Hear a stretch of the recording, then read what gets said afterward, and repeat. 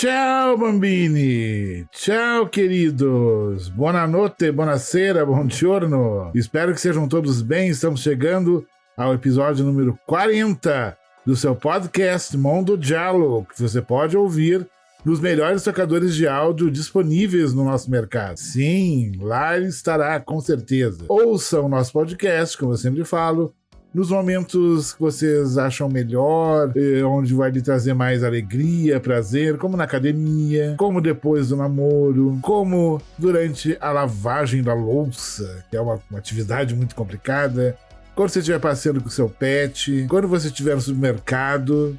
Então, no momento que você achar melhor. Ou simplesmente sentado na sua poltrona, ouvindo calmamente nosso conteúdo, e estaremos felizes se estivermos lhe fazendo uma boa companhia. Sim, podcasts são ótima companhia. Eu gosto muito, ouço muito, e eu acho uma coisa muito interessante, né? Um desdobramento da cultura antiga do rádio, né? De ouvir, embora em breve teremos imagens também, mas por enquanto estamos só no momento áudio, então espero que sejamos uma boa companhia para vocês, tá certo? Então, meus incautos, meus queridos, meus estranhos, meus fofoletes, meus fofinhos, meus queridíssimos, esse calor tá uma coisa assim inacreditável. Hoje é o dia mais quente do ano aqui em São Paulo. O ano que é o momento que está sendo gravado esse podcast. Estamos aqui numa fornalha, tô com o ventilador em cima de mim. Se por acaso estiver ouvindo um de fundo, é o ventilador, que não tem condições corpóreas e psíquicas de continuar aqui sem ar-condicionado, um vento, né? Algo que refresque. Acabei de tomar um copão d'água, já tô com sede. Acabei de lavar o rosto, eu tô com o rosto seco, a narina seca, o olho seco, tudo seco. É muito complicado esse clima de deserto aqui. Estamos sentindo no deserto do Atacama, deserto do Saara, sei lá onde, uma coisa muito terrível. Eu odeio calor. Em São Paulo tá um inferno. No sul, minha mãe me falou que tava chovendo há dias.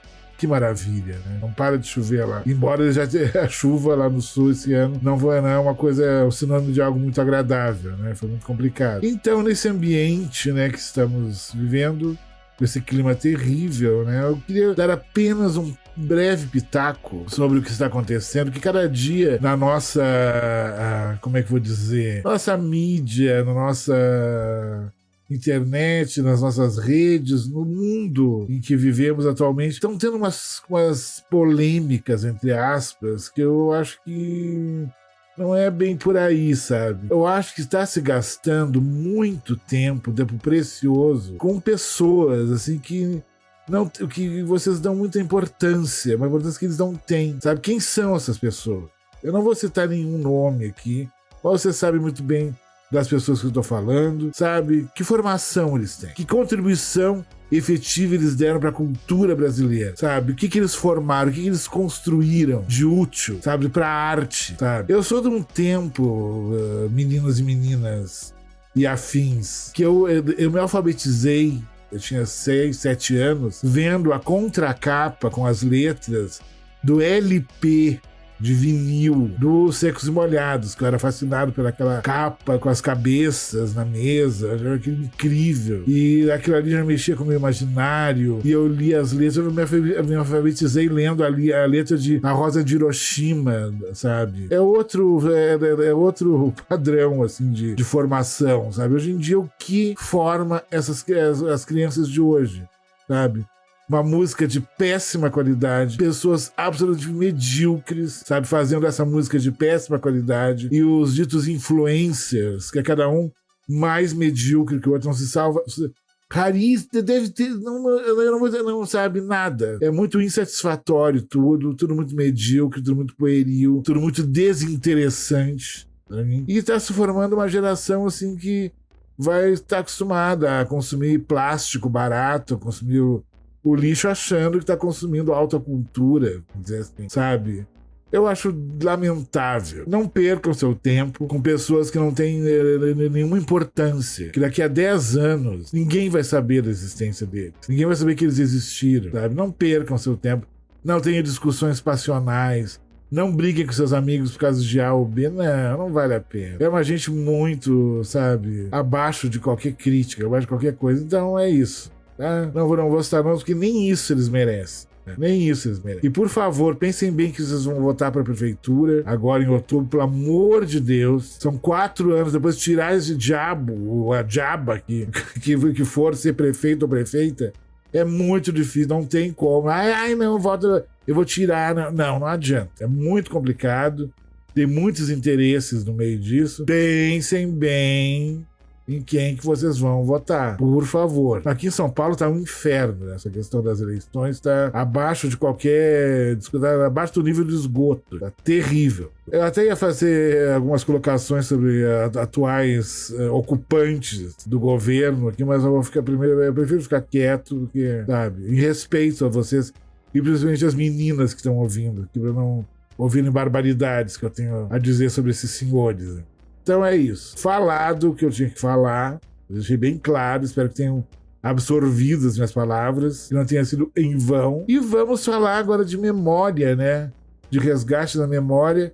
Falando de um diretor que é um dos grandes mestres do cinema, um dos grandes criadores, que já tem no seu DNA a criatividade, o pioneirismo de muita coisa ligada à arte, a feitura dos filmes, quase artesanal, e a visão de mundo, a visão do cinema como arte, a maneira como ele coloria os filmes, as suas cores da escuridão, o tablô que ele criou de cenas e frames memoráveis. Os filmes desse senhor, você pode congelar a imagem em vários momentos, você vai estar vendo um quadro, uma composição quase que pictórica, assim, de uma obra de arte. É impressionante o trabalho desse nobre senhor. O filho também é diretor, e que, sabe, eu acho um pecado, eu acho uma coisa, eu acho muito triste que tem uma nova geração de realizadores que não conhecem, ou dizem que não conhecem, ou que não, sabe, acha,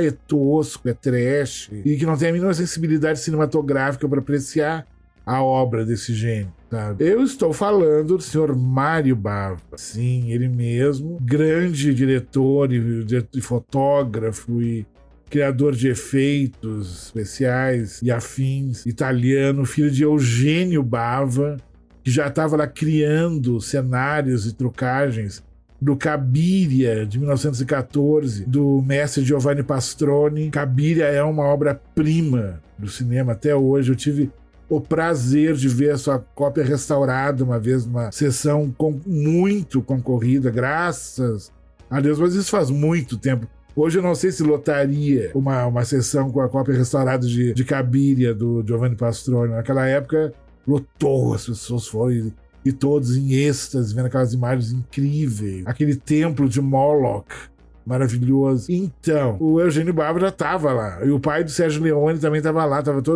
várias pessoas assim, que foram importantes, ou tiveram filhos que foram importantes para a história do cinema mundial, mais particularmente do cinema italiano, estavam lá já. E Cabiria é um filme fantástico, é uma fantasia, que é um dos elementos do cinema fantástico. Estava lá. E o Bava tem uma carreira de grandes filmes. Ele oficialmente estreou com o La Máscara del Demônio, né? O Black Sunday, né? Também conhecido. E The Mask of Satan, tem vários nomes, se tornou um cult movie.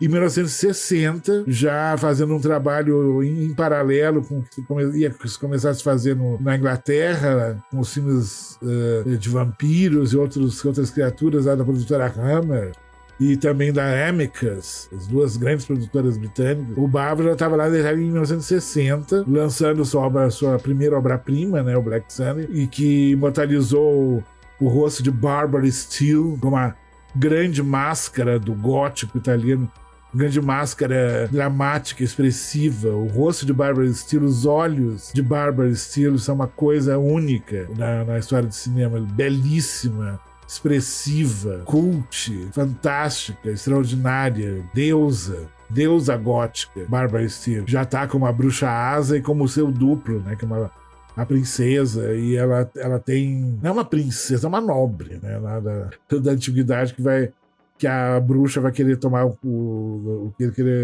tomar o corpo dela para voltar a ter a carne, a formação toda, todo um corpo rejuvenescido e assumir, né, o lugar da seu duplo, né? E é um filme que tem aquela máscara, aquela abertura antológica, aquela condenação, a máscara sendo pregada, o sangue jorrando, aquele carrasco, seus julgadores, é tudo incrível, aquele preto e branco magnífico, sabe, que tanto impressionou diretores como Mário Bava, que o Mário Bava tanto impressionou como Tim Burton, o Martin Scorsese é apaixonado pelo trabalho dele, William Lustig, tem muitos outros, mas o Tim Burton bebeu muito da fonte do Mário Bava, principalmente desse primeiro filme, né, dele, o La Máscara del Demônio, Black Sunday, e o Black Sabbath, né, o filme de 63 também, que eu já falei várias vezes aqui também, que são 3 histórias, sendo que a primeira, o telefone, é um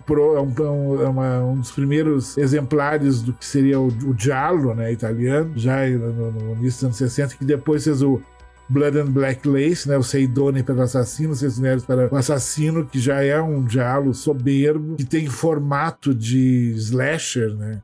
É um proto-slasher também, que tem muito do crime alemão, e é uma coisa extraordinária. Então, o Bava ele já começa, assim, oficialmente como diretor, um trabalho incrível, mas eu já falei também, acho que por aqui em algum episódio, eu sempre volto à figura do Bava como um dos grandes fundadores do cinema fantástico italiano, cinema de horror italiano, principalmente. Mas ele já com o Ricardo Freda, outro mestre, né, que nos deu os filmes do Dr. Hitchcock. Tá? Ele é maravilhoso, ele fez ajudou nas trucagens e co-dirigiu cenas do Ivan Piri, né, do Ricardo Freda, maravilhoso, do Kautik, daquele filme daquela criatura, e também se enveredou pela ficção científica, com o Planeta dos Vampiros, que tem a nossa saudosa Norma Bengel no elenco, e efeitos pioneiros, e que muitos autores, historiadores, críticos falam que é uma das grandes inspirações para o Alien, para composições que estão no Alien do Ridley Scott, e é um belo filme. Ele foi inclusive restaurado em 4K, passou no Festival de Cannes, apresentado pelo Winfried Refn, diretor do maravilhoso Demônio de Neon, do Drive, maravilhoso. Ele é muito fã do Bava e do Argento. O Nicholas Winfried Refn, né, o nome desse cidadão, maravilhoso. Aliás, diz que ele tá fazendo um remake do Maniac Cop, tá uma coisa meio confusa, não tem muita informação sobre o que ele tá fazendo agora, mas eu acho que deve ser coisa boa. E é muito importante para os vampiros. Então ele construiu uma filmografia muito grande. Tem o Hércules no filme do Hércules, no Mundo Proibido, no Mundo Underground World. É Hércules no Centro da Terra, se não me engano, uma coisa assim, que é maravilhoso. Tem o Christopher Lee, é um filme muito bonito, com imagens incríveis. A cena que ele tá subindo numa espécie de árvore, é um caminho com umas plantas, umas coisas para consultar um oráculo, é uma coisa impressionante esse filme do Hércules. E tem o Christopher Lee numa cena que o rosto dele se reflete numa poça de sangue, que lá no Profundo Rosso a gente vai terminar o final do Profundo Rosso com o rosto do David Hemmings também refletido numa poça de sangue. Tem essa conexão, os dois filmes. O Argento e o Bava são, assim... O Bava é o grande mestre do Argento. Todo mundo sabe disso. Como eu já falei várias vezes aqui, que ele co-dirigiu muitas cenas da Mansão do Inferno, da Argento. Foi muito importante a participação do Mário Bava. E o Lamberto Bava, filho do Mário Bava, também colaborou com o Argento.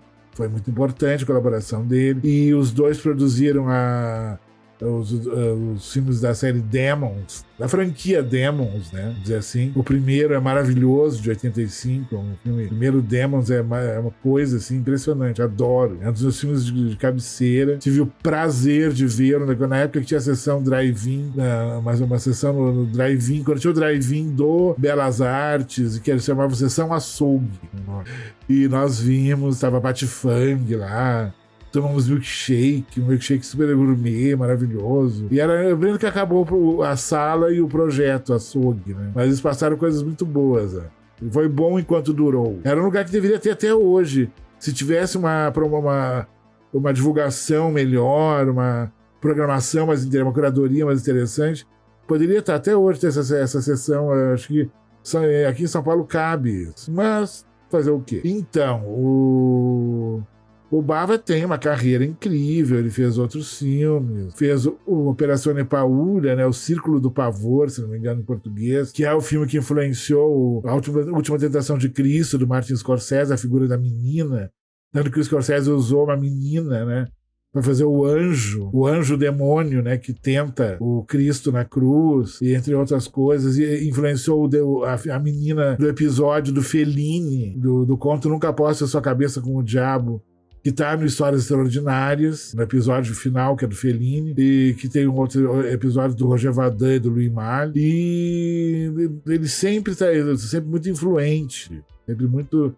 Tem o Diabolique, o clássico maravilhoso, do herói dos fumetti italianos, maravilhoso, um belo filme, Diabolique. Então o Mário Bava tem uma carreira muito grande, de muitos clássicos, ele fez muita coisa, e sempre com essas imagens lindas, incríveis, composições visuais, e ele foi fazendo seus filmes. Tem muita coisa foi lançada póstumamente e até ficaram famosas póstumamente, como o Cani Arrabbiati, né, o Cães Raivosos, que é maravilhoso, que é todo dentro de um carro, o filme, uma coisa claustrofóbica, impressionante esse filme. Até queria rever, que eu me lembro quando ele passou na sessão Commodore, as pessoas ficaram doidas, até o final, assim, porque ele meio que mostra algo que a gente acha que é, e depois no final é uma reviravolta, um plot twist de verdade, não é aquelas coisas forçadas do Shyamalan. É um dos melhores plot twists que eu já vi no cinema, a parte final do Cães Raivosos, do Mário Bava. E ele tem muita coisa, ele tem uma filmografia grande. O próprio La Frusta e il Corpo, o Chicote e o Corpo, com a Dália Lave, com o Christopher Lee, os dois lindos. Aquela coisa de sadomasoquista, consentida, vamos deixar bem claro que as cenas de sadomasoquismo, com a questão do chicote, há um consentimento de ambas as partes. Há um jogo erótico consentido entre as personagens. Filme muito polêmico, que ele teve que assinar com outro nome, John M. Old, né? Que é um dos filmes mais lindos que eu já vi, do gótico italiano, uma coisa impressionante. E então ele construiu essa carreira vitoriosa.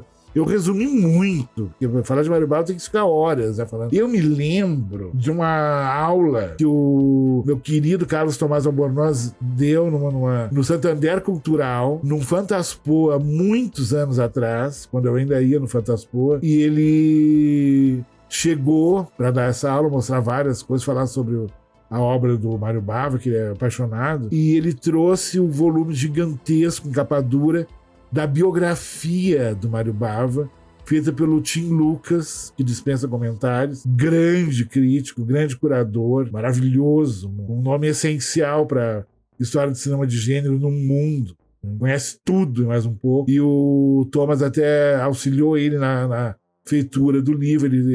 Foi ele que fez a entrevista com a Norma Bengel, falando do Planeta dos Vampiros. Ele foi colaborador, né?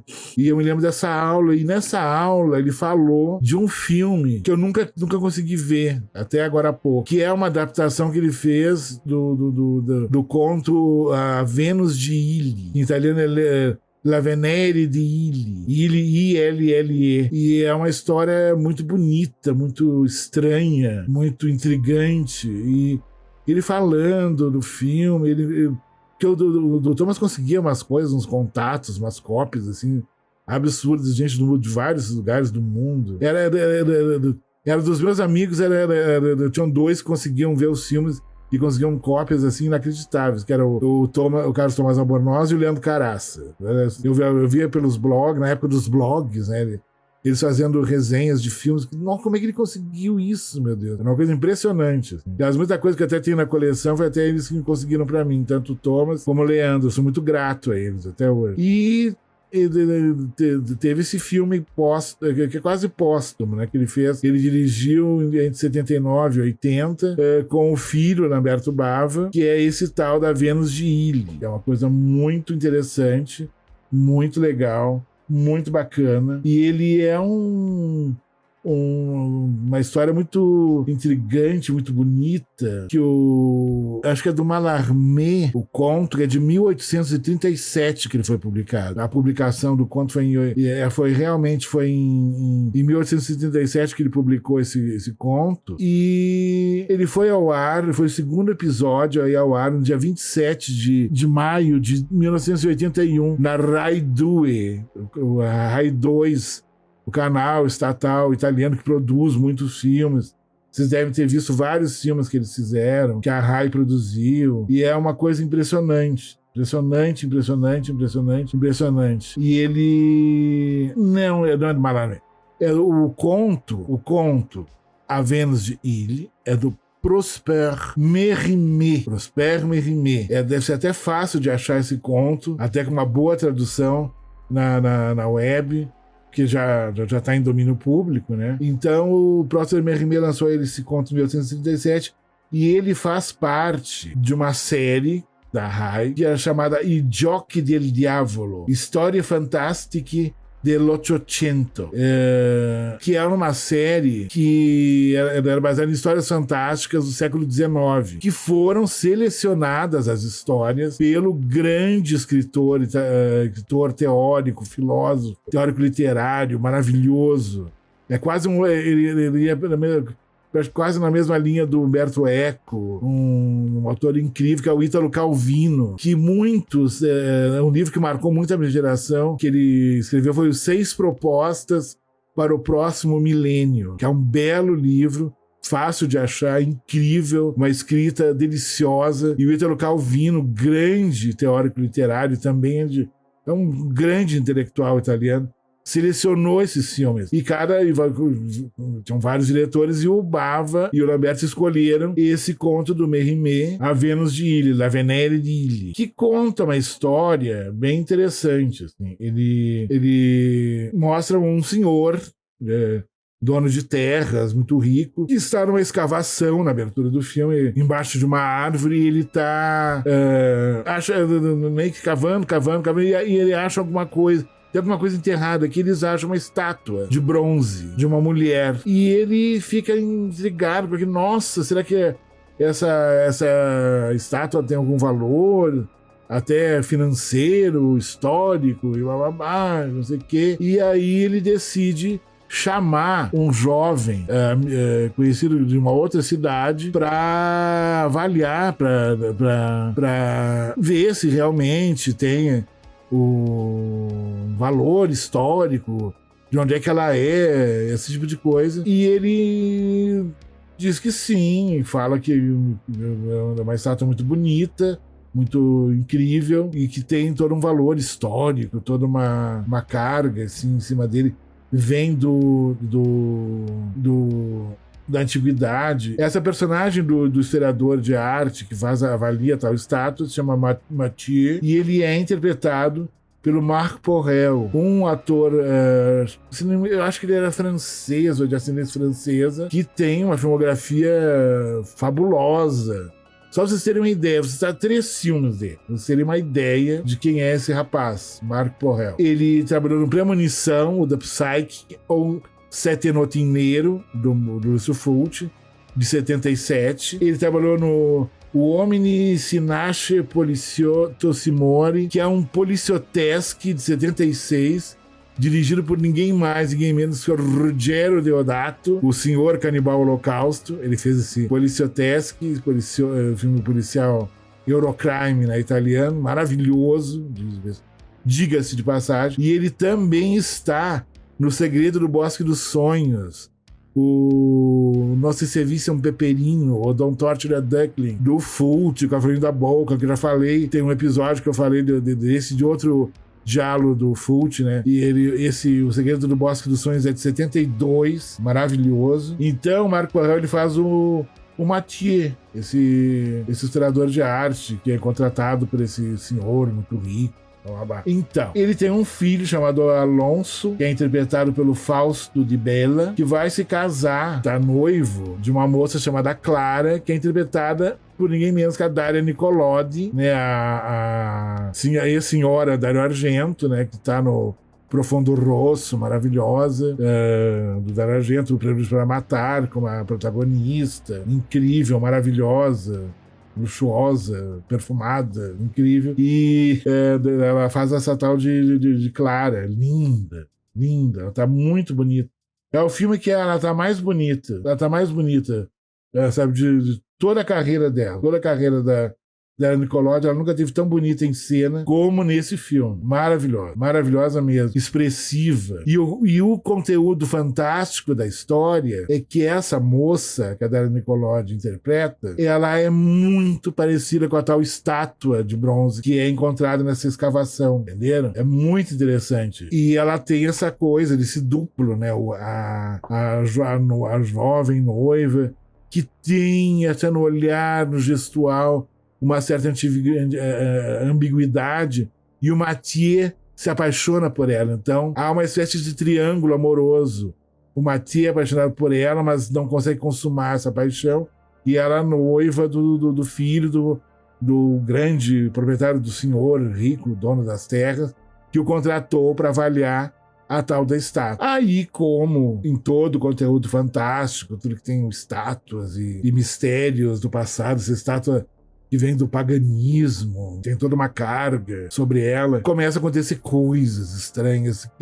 O Bava começa a criar uma atmosfera de delírio, de suspense, como dando a entender que a tal da estátua, ela tem momentos que ela cria vida, sabe? Há toda uma coisa, mas tudo é muito sugerido, tudo é muito elegante esse filme. A adaptação que o Bava fez dessa obra incrível da literatura fantástica do século XIX, do Mérimée, é uma coisa impressionante, a sutileza, a elegância. Ele deixa para a parte final assim, do filme toda a sua força visual, dramática, sabe? É impressionante o que ele conseguiu em cena com esse filme. Ele coloca nos labirintos, nos corredores da casa, durante a noite, ele consegue criar atmosferas impressionantes. É muito legal. Nada deve a muitos clássicos dele, como os que eu já citei, o Chicote e o Corpo, o Black Sabbath, sabe? Ele não deve nada. Essa parte final é muito bonita, a fotografia é bastante expressiva, bastante... tem toda a força dele, a coisa visual, né, dele, toda a coisa diegética, toda a coisa das cores da escuridão dele, né? E a música do Ubaldo Continiello é maravilhosa, assim, a trilha consegue impor na narrativa essa atmosfera fantástica. O Ubaldo Continiello, ele é responsável por trilhas de filmes alguns filmes cult, né, italianos, como o Coach que Não Perdoa, né, que é o Lola Coach, de 1967, dirigido pelo Ciro Marcellini. Também fez a trilha do Play Motel, que é um giallo já mais tardio, do final dos anos 70, de 79, né? Que é muito interessante esse filme, que é do Mario Geracio. Não, Gariazzo. Mario Gariazzo, diretor do Play Motel, que tem trilha do Baldo, maravilhoso. É um compositor que não é tão celebrado, mas ele tem um trabalho bem interessante, assim, em alguns filmes.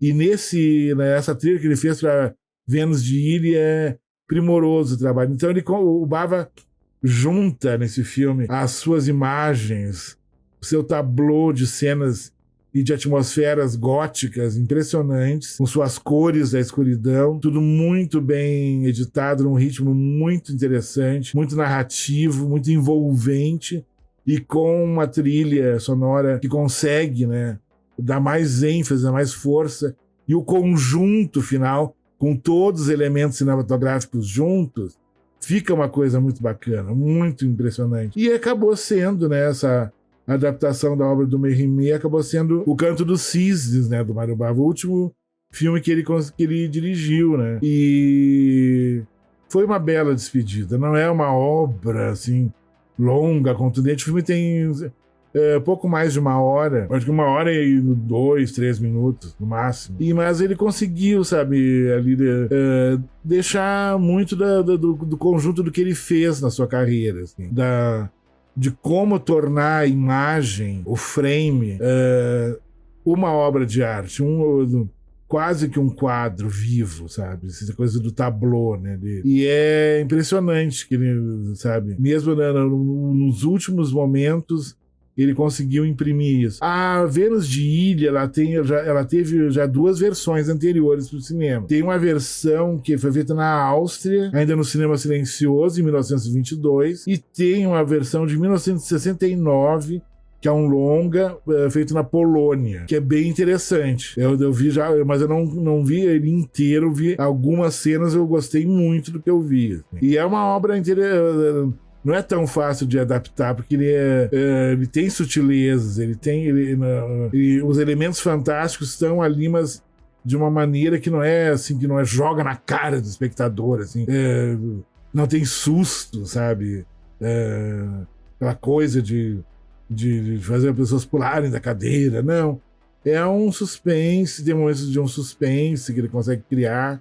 Mas tudo muito elegante, tudo muito bem feito. É uma obra que vale a pena ser conhecida. Ele foi lançado no box, que é um spin-off do Obra Senhor do Terror, que é o box do Gótico Italiano 3.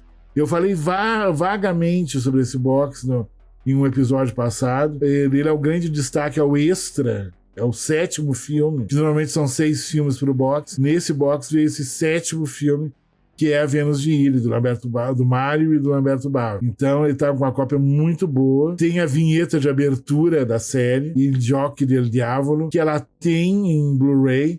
E parece, eu não tenho certeza, porque eu não assino o MUBI, mas eu vi o íconezinho do MUBI junto com o cartaz da série. Então eu acredito que talvez até tenha no MUBI. Seria o jogo do diabo, a brincadeira do diabo, a coisa do giochetti, que é uma espécie de trollagem, uma forma que o diabo pode enganar, pode confundir as pessoas. Então, se alguém tem MUBI, até pode de repente conferir, depois mandem mensagens dizendo se vocês acharam, se não acharam. Il Gioco del Diavolo. Ele é o 2º episódio dessa série, que foi lançada pela Rai 2 italiana. Rai 2. Eu acho que é a Rai 2 que lançou outra série chamada Ti Piace Hitchcock, que parece que começou com o Dario Argento, que era homenagens de diretores famosos para a obra do Alfred Hitchcock, né? Que é bem interessante esse episódio do Dario Argento, do Ti Piace Hitchcock. Você gosta de Hitchcock? É uma pergunta, né? Tem interrogação, que tem uma trilha muito bonita, muito incrível do mestre Pino Donaggio, que até eu acho que essa trilha tá no Spotify, se não me engano. Vale a pena até conferir. Fazer uma audição dessa trilha do Ti Piace Hitchcock, que é o padrão, né, das séries da Rai. A Rai é uma televisão estatal muito boa. Quando teve nas mãos do Berlusconi, não foi tão assim incrível. Mas é o que ainda resiste, que ainda dá um jeito de ainda existir uma certa produção audiovisual na Itália, que não é nem sombra do que foi, né, no passado, do pós-guerra até o início dos anos 80. A cinematografia italiana era gigantesca, produzia muitas, centenas de filmes. Era a grande cinematografia da época, mas a Motion Picture na Hollywood conseguiu destruir. A Motion Picture só não conseguiu destruir até hoje a cinematografia da Coreia do Sul. A Coreia dá um jeito, embora eles querem acabar, mas a grande maioria do que é consumido na Coreia do Sul são filmes próprios, séries e longas coreanos mesmo. São maravilhosos, tem coisas incríveis indo toda hora de lá. Então, crianças, esse foi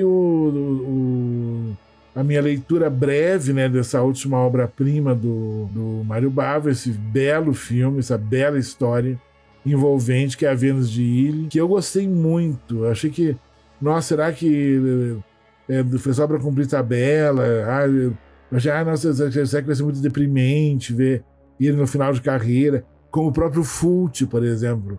Os últimos filmes do Fulci são muito ruinzinhos, sejamos francos. É interessante a colagem, o Cat in the Brain, né? O Il gatto nel cervello, um gato no cérebro, né? É interessante como colagem, ele até lembra o Delírios de um Anormal do Mojica, como proposta, né? De pegar fragmentos de filmes dele ou produzidos por ele, da série Lúcio Fulci apresenta, né? Mas até tem coisas interessantes, mas tem coisas muito horríveis, muito ruins, que até alguns críticos até forçam, não, que tem grandes qualidades artísticas, até tem, que mesmo com pouquíssimo orçamento, dá para fazer filmes com momentos memoráveis. Por exemplo, Demônia, do Lúcio Fulci, que é um dos últimos filmes dele, que tem as freiras zumbis, tem momentos interessantes, tem, assim, até que a criatividade que ele teve para conseguir superar a falta de recursos está ali em cena, mas de um modo geral não é, sabe? Mas o Mário Bava conseguiu, sabe, se despedir como diretor de uma maneira muito digna, com muita dignidade. Isso é maravilhoso, sabe? Porque é triste ver gênios assim, sem ter como produzir, sem ter como criar, como por exemplo o que aconteceu com o Dario Argento, quando ele fez a La Terza Madre, né, a Terceira Mãe, que seria o final da trilogia das mães ou das bruxas, né? Começou com Suspira, depois teve A Mansão do Inferno. Ele tinha o sonho de fazer uma mega produção. Ele tentou conseguir grana. Ele ficou no mercado de filmes em Cannes, com toda uma proposta de um esquema de filmagens. Ia ter uma abertura com computação gráfica, ia ter bruxas voando em vassouras por Roma, efeitos especiais. E acabou fazendo um filme com pouquíssimo dinheiro. Antes ele não tivesse feito. Mas é um filme que tem, como foi feito por um gênio, né? Ele tem algumas sequências muito boas. O La Terza Madre. Que eu não me lembro, ele tem um título nada a ver no Brasil, em português. Agora eu não me lembro. Mas não é, assim. Não tá à altura do Dario Argento. Não tá à altura da genialidade. Não tá à altura de Suspira, de Inferno, de Fenômena, de Tenebra, de grandes obras. De Profundo Rosso, da trilogia dos bichos.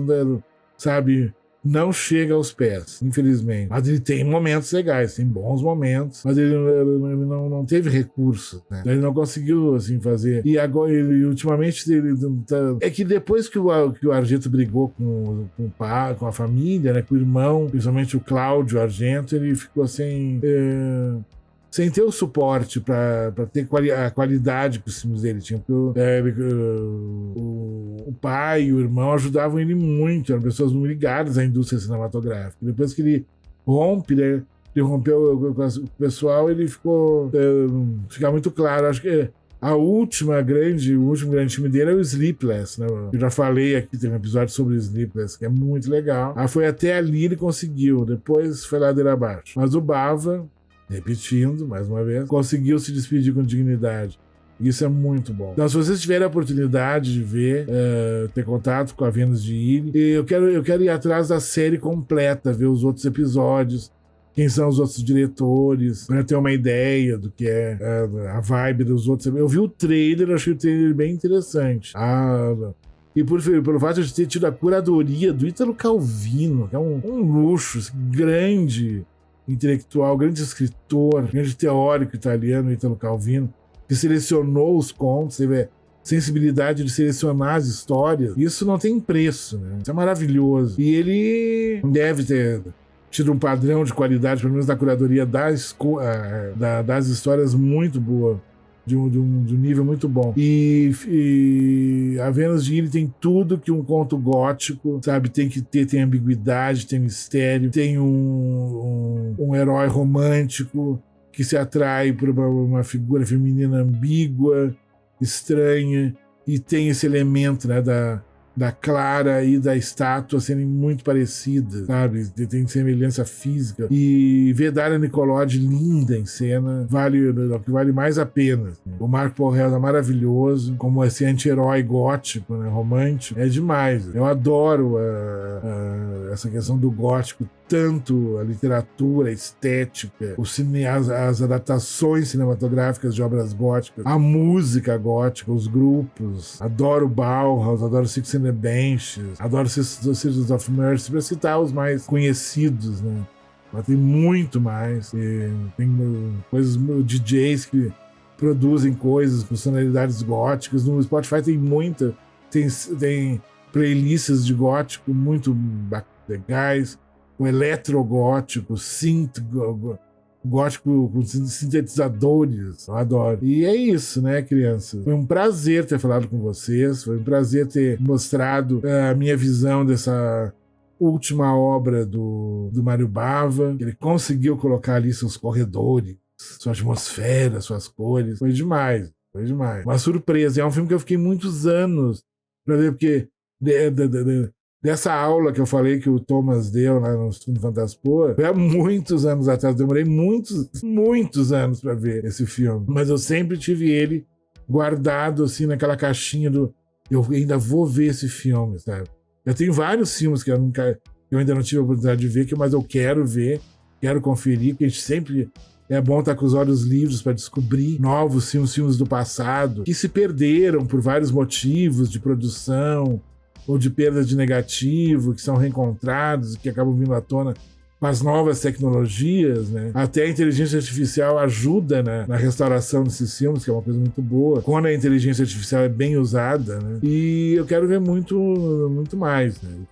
Demorou, mas valeu a pena ter visto A Vênus de Ilha, do Mário e do Lamberto Bava. Belo filme. Então é isso. Muito obrigado por tudo. Um salve para todos os podcasters que falam de cinema, e principalmente que falam de colecionismo. Vamos manter essa cultura do colecionismo, do amor ao cinema, do amor à memória, tá? A todos vocês, a minha admiração, meu respeito. Vamos continuar nessa luta que vale a pena, tá? E num próximo episódio eu quero dedicar uma boa parte a falar de outros podcasts, de outros produtores de conteúdo ligados a cinema, mas de uma maneira mais efetiva, até colocando os links na descrição, mas isso eu pretendo fazer futuramente.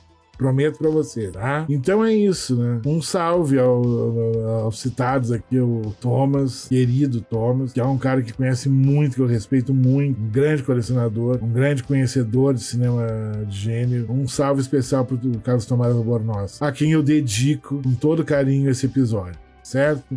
Um beijo, Thomas. Um beijo para todos vocês que ficaram até aqui ouvindo esse episódio do Mondo Giallo, episódio número 40. E nos vemos em breve. Um grande beijo a todos.